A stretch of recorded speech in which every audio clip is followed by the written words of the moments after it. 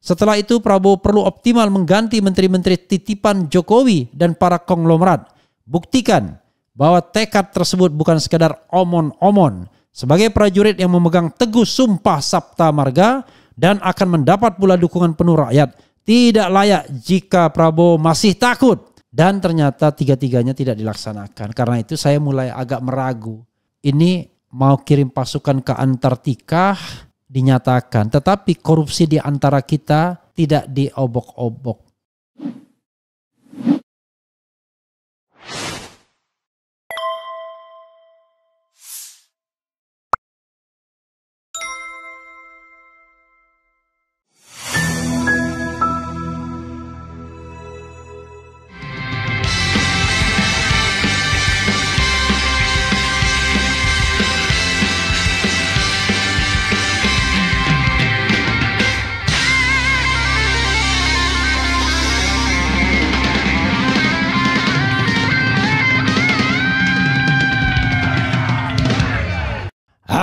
Assalamualaikum warahmatullahi wabarakatuh. Sobat RH sekalian, jumpa lagi kita di channel yang keren ini. Keren cadas. Ya sobat RH sekalian, banyak hal menarik ya untuk dibahas. Sekarang saya mau membahas tulisan dari Marwan Batubara. Tekad pemberantasan korupsi hanya omon-omon. Kalau tidak sempat membahasnya, minimal saya membacakannya dengan hikmat dan bijaksana karena tulisannya panjang. Oke, kita bacakan sobat daerah sekalian dari Marwan Batubara petisi 100, tekad pemberantasan korupsi hanya omon-omon tanda tanya. Di dalamnya ngeri-ngeri sedap di tulisannya ya.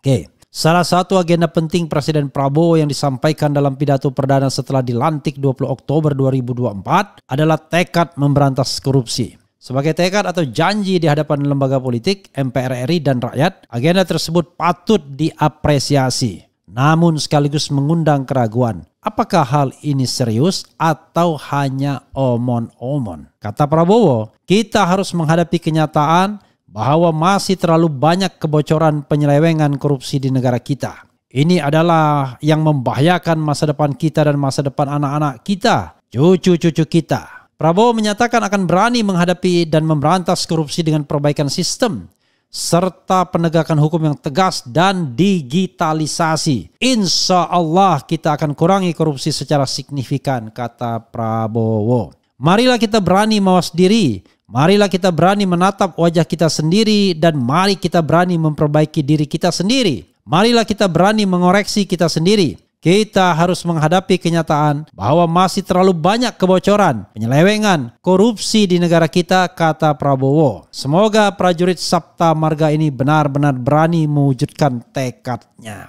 Sebelum dilantik, Prabowo sebagai presiden terpilih pernah mengatakan akan menyiapkan anggaran khusus pemberantasan korupsi. Hal itu disampaikan Prabowo dalam acara penutupan Rapimnas Partai Gerindra 31 Agustus 2024. Mungkin saya akan cek kembali anggaran. Saya akan sisihkan anggaran khusus untuk pemberantasan dan pengejaran koruptor-koruptor itu, kata Prabowo. Kalaupun dia lari ke Antartika, aku kirim pasukan khusus untuk nyari mereka di Antartika, kata dia lagi. Luar biasa. Padahal di antara kita, kata tambahan ya. Bukan Antartika tapi antara kita ya. Koruptor itu tidak lari ke Antartika tapi menyelinap di antara kita. Belakangan Prabowo menekankan 4 isu penting dalam sidang kabinet paripurna tanggal 6 November. Kepala Kantor Komunikasi Kepresidenan Hasan Nasbi menyampaikan, Presiden menekankan ada 4 persoalan penting yang kita tidak boleh main-main untuk diatasi. Yang pertama adalah persoalan judi online. Yang kedua adalah persoalan narkoba. Yang ketiga persoalan penyelundupan. Dan yang keempat soal korupsi. Hasan mengatakan Prabowo meminta aparat penegak hukum tidak ragu memberantas masalah-masalah tersebut. Pertanyaannya adalah penggawa istana itu terima suap atau enggak? Kalau masih terima suap atau terima suap, ya enggak usah omon-omon berantas korupsi. Karena gaji dan penghasilannya kecil bro. Kalau cuma sekedar mengandalkan pendapatan istana saja, ya paling di bawah 50 juta. Kira-kira begitu. Apa cukup dengan pendapatan sekian? Kalau cukup alhamdulillah. Tapi kalau Anda menyalahgunakan jabatan untuk mendapatkan tambahan penghasilan untuk melancarkan bisnis, itu bodoh ya, Anda juga korupsi ya, itu artinya ya. Terlepas bahwa sehari setelah pelantikan, Prabowo justru mengumumkan anggota-anggota kabinet yang sebagian diduga terlibat berbagai kasus korupsi, rakyat sangat berharap bahwa tekad tersebut benar-benar dilaksanakan. Tidak sekedar omon-omon, Prabowo belum perlu mengirim pasukan khusus ke Antartika, tetapi cukup di Jakarta atau hanya di seputar Istana Merdeka. Ada beberapa terduga koruptor dalam kabinet Merah Putih yang sudah menjadi pembicaraan publik selama ini, yaitu Erlangga Hartarto, Bahlil, Erick Thohir, Zulkifli Hasan, LBP dan lain-lain. Karena keterbatasan space, kita bahas 3 menteri dulu. Ini terduga ya, diduga, patut diduga. Jadi ada tetap yang namanya azas praduga tak bersalah, presumption of innocence ya. Menko Perekonomian Erlangga Hartarto antara lain terduga kasus korupsi program Kartu Prakerja dan izin ekspor PCO minyak sawit. Ya, garis miring. Puluhan triliun rupiah dana prakerja diduga dikorupsi melalui program-program pelatihan yang nilainya di markup. Dalam kasus CPO, Erlangga membuat kebijakan ekspor yang justru menguntungkan oligarki seperti Wilmar Group, Musim Mas Group, dan Permata Hijau Group. Hal ini akhir 2021 sampai awal 2022 justru membuat kelangkaan pasokan, antrian rakyat yang panjang dan harga minyak goreng domestik naik. Ya, ini menurut Marwan Batubara ya. Sejumlah petinggi Golkar mengungkap sebelum mundur sebagai ketua Golkar, Erlangga menerima surat pemanggilan dari Kejagung untuk diperiksa sebagai saksi kasus CPO dan Migor. Seorang pengurus Golkar menjelaskan pemanggilan Erlangga sebagai saksi bertujuan mengklarifikasi keterlibatan. Namun situasi jadi rumit saat muncul ancaman penggeledahan dan jemput paksa jika Erlangga tidak segera mundur. Guna menghindari tindakan tegas Kejagung, Erlangga diperintahkan membuat video pengunduran diri 10 Agustus 2024. Sudah menjadi rahasia umum walaupun dibantah ya. Saat itu kita paham memang ada video pengunduran diri Erlangga, tapi tidak paham latar belakang dan motifnya. Dalam hal ini rezim oligarki nepotis berhasil menggunakan politik sandra untuk mencapai target-target politik, namun sekaligus meloloskan koruptor yang seharusnya dihukum berat karena membuat kebijakan yang ber-KKN ria dengan konglomerat hitam dan sekaligus menyengsarakan rakyat. Bahkan ada yang mati saat antri minyak goreng. Prabowo harus berani lanjutkan sprindik Erlangga ini dan rakyat pasti mendukung ya. Menteri SDM Bahlil Lahadalia diduga menyalahgunakan wewenang dengan mencabut dan mengaktifkan kembali sejumlah izin usaha pertambangan IUP dan hak guna usaha HGU dengan permintaan imbalan miliaran rupiah. Pada Selasa 9 Maret 2024, jaringan tambang Jatam menduga pencabutan izin tambang oleh Bahlil diduga koruptif, nepotis, menguntungkan diri, kelompok dan orang lain serta merugikan negara. Delik aduan atas dugaan KKN Bahlil antara lain gratifikasi, suap menyuap, dan pemerasan. Tipologi delik suap dan pemerasan akan terjadi jika terjadi transaksi atau deal antara kedua belah pihak. Sekali lagi ya, ini yang ditulis oleh Marwan Batubara. Tetapi kita tetap harus menghargai azas praduga tak bersalah ya. Kalau netizen bilangnya, oh jangan dong, terus. Ya, terus. Kita juga kan tidak tahu yang sebenarnya. Karena kita tidak memiliki alat kecuali membaca tulisan ini. Bahlil telah mencabut sekitar 2.000-an izin tambang. Maka dugaan nilai korupsinya bisa triliunan rupiah. Puluhan triliun rupiah atau lebih. Pencabutan dilakukan pasca Bahlil mendapat kuasa dari Presiden Jokowi sejak 2021. Presiden Jokowi menerbitkan Kepres nomor 11 2021 tentang Satuan Tugas Percepatan Investasi. Bahlil ditunjuk sebagai Ketua Satgas dengan tugas memastikan realisasi investasi dan menyelesaikan masalah perizinan serta menelusuri izin pertambangan dan perkebunan yang tak produktif. Yang jelas Bahlil mengatakan ya, kalau Anda menikmati semuanya, jangan-jangan Anda lebih jahat dari saya. Dia ada kata-kata seperti itu ya. Lihat ini boleh juga barang itu katanya ya. Dia selalu pakai barang ya. Pada 2022 Jokowi menaikkan Kepres nomor 1 2022 tentang Satgas Penataan Lahan dan Investasi. Bahlil diberi kuasa mencabut izin tambang, HGU dan konsesi kawasan hutan, serta kemudahan kepada organisasi kemasyarakatan, koperasi dan lain-lain mendapat konsesi. Pada Oktober 2023, Jokowi kembali mengeluarkan Perpres nomor 70 2023 tentang pengalokasian lahan bagi penataan investasi. Dengan Perpres ini, Bahlil diberi wewenang mencabut izin tambang, perkebunan dan konsesi kawasan hutan, serta bisa memberikan izin pemanfaatan lahan untuk ormas, koperasi, dan lain-lain. Jokowi dan Bahlil menganggap SDA milik negara dan rakyat tersebut milik mereka. Dalam hal ini, Jokowi pun wajib pula digugat untuk diproses hukum. Menteri BUMN Erick Thohir dan kakaknya Garibaldi Thohir alias Boy Thohir, ya sekarang orang nomor 17 terkaya, ya saya lihat daftarnya di mana itu lupa, dilaporkan ke KPK 20 Februari 2023 terkait dugaan skandal investasi Telkomsel ke perusahaan PT GoTo, Gojek Tokopedia, Tbk GoTo. PH yang melaporkan adalah LQ Indonesia Law Firm yang menerima surat kuasa khusus dari LSM Konsumen Cerdas Hukum KCH. Surat kuasa berikut lampiran bukti awal dugaan tipikor berupa dugaan kerugian negara dalam pembelian saham GoTo yang dilakukan PT Telkom yang diduga merupakan perbuatan melanggar Undang-Undang Tipikor. Jadi pernah juga disampaikan oleh Agustinus Edi Kristianto, ya, tapi saya tidak tahu orang itu di mana, ya, setelah mengungkapkan dugaan saham Telkom dan kemudian rekayasa industri, ya. Total Telkomsel membeli GoTo sebanyak 89.125 lembar saham senilai 6,3 triliun. Harga per US dolarnya adalah harga US dollarnya itu 5.049 atau 70 juta per lembar. PT Akap GoTo melakukan perubahan akta nomor 128 antara lain berisi perubahan status Garibaldi Thohir yang menjadi komod sekaligus pemegang saham seri D GoTo sebanyak 1.054.487 lembar setara dengan 1.054.287.487 pada harga nominal 1 lembar rupiah, 1 rupiah per 1 lembar, ya. Pada 16 Maret 2022, GoTo IPO, ya, initial public offering dengan harga penawaran 316 sampai 346 per lembar. Saat pelaporan harga GoTo per lembar 125 per tanggal 17 Februari 2023. Ditemukan jelas ada kerugian negara, yakni transaksi obligasi selama 3 tahun tanpa bunga yang diberikan Telkomsel senilai 2,1 triliun. Lalu transaksi pembelian saham GoTo senilai 6,3 triliun.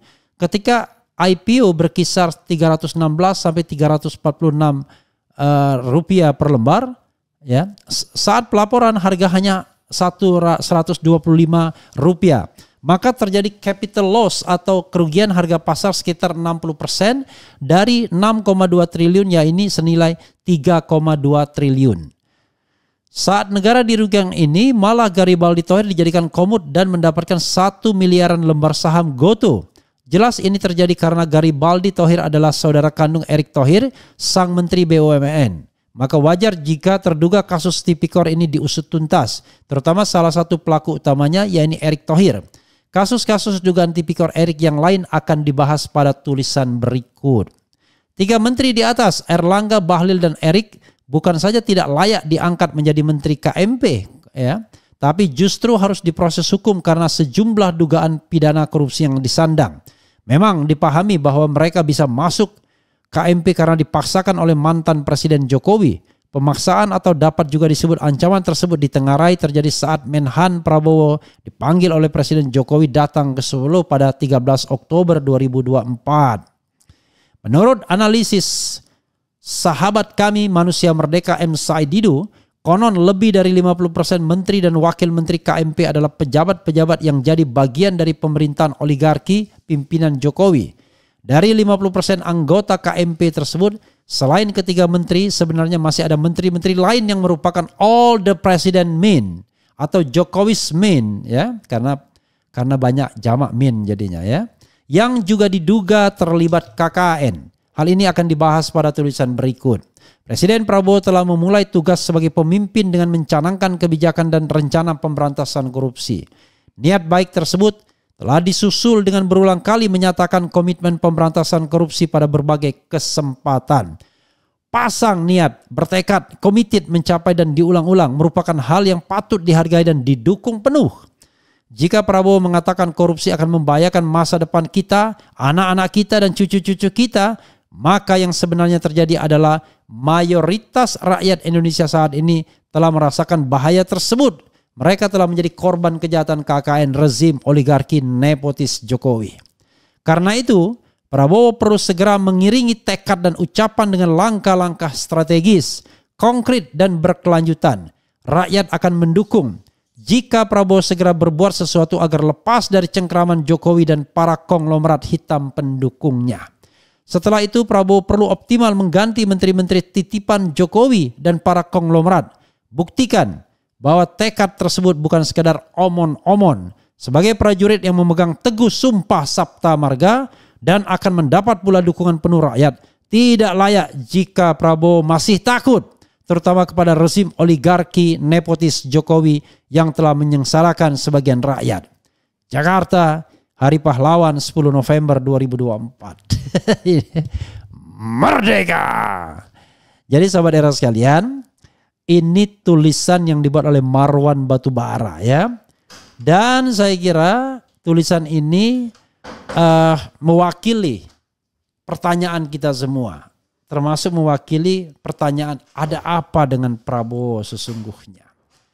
Jadi sayang kemarin Marwan Batubara karena urusan domestik tidak bisa hadir ya di dalam ngobrol politik negeri. Tapi tulisan ini mudah-mudahan mewakili pemikirannya terhadap ada apa dengan Prabowo. Apakah pemberantasan korupsi yang dicanangkan hanya sekedar retorika, omon-omon atau serius dilaksanakan? Karena indikasinya ngeri-ngeri sedap. Kenapa? Kalau pemberantasan korupsi dilakukan hanya secara gradual ya, secara biasa saja, maka tidak akan optimal, tidak akan maksimal. Itu udah pasti, one thing for sure, tidak akan maksimal, tidak akan optimal. Makanya 3 titik krusial yang saya katakan, dari 4 atau 5 yang saya katakan, itu tidak dikerjakan oleh pemerintahan Prabowo. 1, menjadikan kasus Zarub Rikar sebagai kunci untuk memperbaiki Mahkamah Agung secara radikal dengan mengeluarkan perpu, yaitu membekukan hakim-hakim agung yang ada, melakukan seleksi ulang dan kemudian mempercepat pembersihan di Mahkamah Agung. Nggak dilaksanakan kelihatannya. Yang kedua adalah cabut Undang-Undang Nomor 19 2019 yang memperlemah KPK, menjadikan KPK di bawah kekuasaan eksekutif presiden, menjadikan KPK hanya sekedar alat dari kekuasaan eksekutif, menjadikan KPK dikuasai pihak-pihak lain dan tidak lagi berdaya melakukan pemberantasan korupsi. Karena pimpinan KPK sekarang bukan penegak hukum. Mereka hanyalah administratur sesungguhnya. Karena penyidiknya ada di pegawai-pegawai penyidikan KPK sendiri, termasuk di deputi penyidikan. Yang ketiga adalah tarik kembali usulan calon pimpinan KPK yang sudah dibuat di rezim Mulyono. Dan ternyata 3-tiganya tidak dilaksanakan. Karena itu saya mulai agak meragu. Ini mau kirim pasukan ke Antartika dinyatakan. Tetapi korupsi di antara kita tidak diobok-obok. Come on, Mr. Prabowo, Mr. Presiden, buktikan kalau Anda tidak omon-omon dalam hal memberantas korupsi. Karena kami rindu sekali ada pemberantasan korupsi yang betul-betul genuine, menyasar pada pusat-pusat kekuasaan, menyingkirkan koruptor-koruptor di sekitar atau di sekeliling istana, dan menjadikan istana menjadi pusat kebersihan baru.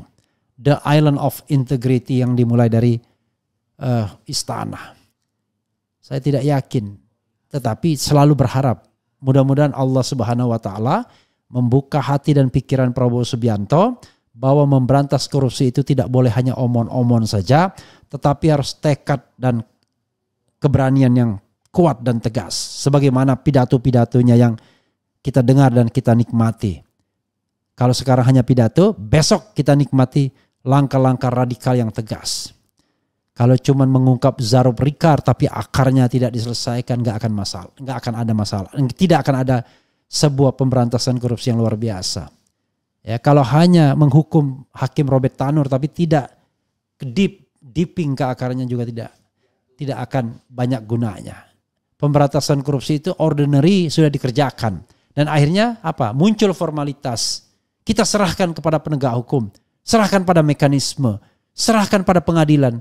Sontoloyo, omong kosong kalau begitu. Kenapa? Karena yang kita percayakan untuk menangani semuanya sudah terkena virus korupsi semua.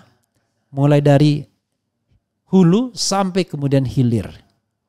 Bahkan korupsi bisa juga terjadi ketika orang tersebut dikirim ke lembaga pemasyarakatan. Nauzubillah min zalik. Ya, mudah-mudahan harapan kita semua terjelma. Kalaupun kita tidak, ya sudah. Kita memang tidak bisa lagi berharap kepada manusia, kepada Allah Subhanahu wa taala saja kita berharap. Wassalamualaikum warahmatullahi wabarakatuh. Keren cadas.